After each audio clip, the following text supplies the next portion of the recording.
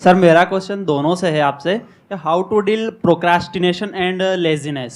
हमारा ब्रेन है ना, ये बहुत आलसी टाइप का, इसको आराम खोजना पसंद है। अब थोड़ा सा भी अब इसको आराम की ओर लेके चलेगा ना तो फिर उधर ही रहेगा। आप सोचेंगे 10 मिनट आराम कर लेते हैं ना, तो 10 मिनट 2 घंटा बना देगा। उसको टॉर्चर कीजिए, चल 10 मिनट बाद में। उसको आप उस पर हावी मत, वो कह रहा है कि हमको आराम चाहिए, आपको हाँ आराम मिलेगा, पहले काम फिर मिलेगा आराम।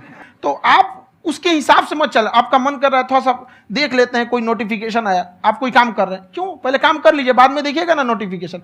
आप हावी मत होने दीजिए यहाँ पे। अगर आप 5 मिनट भी थोड़ा सा लूज पड़े ना, थोड़ा सा कमर सीधा कर लेते हैं, 2 घंटा बर्बाद कर दिया आपको। हावी मत होने दीजिएगा उसको अपने ऊपर। प्रोक्रेस्टिनेशन को तोड़ने का एक ही तरीका है, सबसे छोटे लेवल पे ले जा करके उस गोल को तोड़ दो। यानी वो गोल बहुत बड़ा है, उसको ब्रेक डाउन करो, उसके सबसे पहले स्टेप पे आ जाओ कि उसको अचीव करने का सबसे पहला स्टेप क्या है। जैसे गाड़ी चलाना सीखना है, उसको सबसे पहला स्टेप क्या है। अगर घर में कोई नहीं है सिखाने वाला या सिखाने वाली, तो बाहर जा करके जो गाड़ी का ड्राइविंग स्कूल है उधर जा करके पैसे दे दो।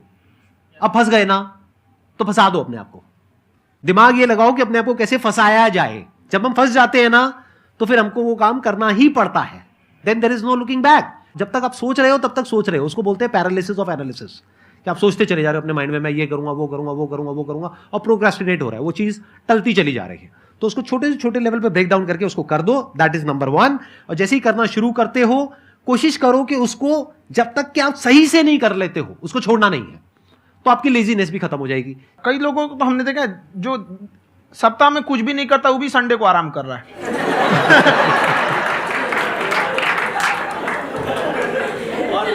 वैसे कहा भी जाता है कि अगर कोई काम आपको करवाना है ना, तो ऐसे किसी इंसान को दो जो बिजी है। हाँ। ऐसे आदमी को मत दो जो खाली है। ये परफेक्ट एग्जाम। किसी को भी आप देखिएगा जिसको आप कहते हैं कि मतलब थोड़ा ठीक ठाक आप समझते हैं कि नहीं ये बहुत आगे निकल, वो एक काम को खत्म करने के बाद कभी आराम नहीं करेगा। एक काम खत्म हुआ उसको लगेगा हाँ एक खत्म हो गया, अब दूसरा करना चाहिए। और वही जिसको देखिएगा एक खत्म हो गया और आराम करना चाहिए, कभी नहीं, लाइफ में आखिरी सांस तक। सर यहाँ पे सब हिंदी में पूछते हैं, इंग्लिश में पूछते हैं, मैं भोजपुरी में पूछूं? जौन भाषा ठीक लगे तोने में पूछ दो। हाँ सर।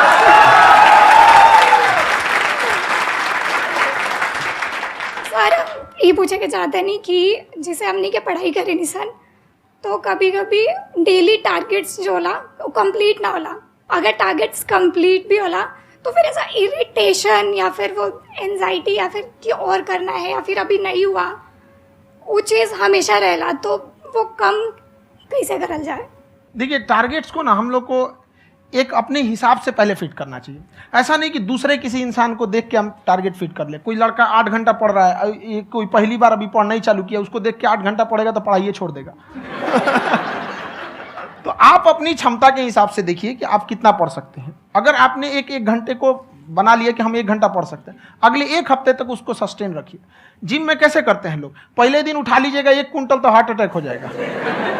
तो वो धीरे धीरे टारगेट सेट कीजिए और अपनी क्षमता को भी देखिए। हर इंसान की क्षमता अलग है। कंगारू को देख के हाथी छलांग मारेगा, पैर तोड़ के बैठ जाएगा।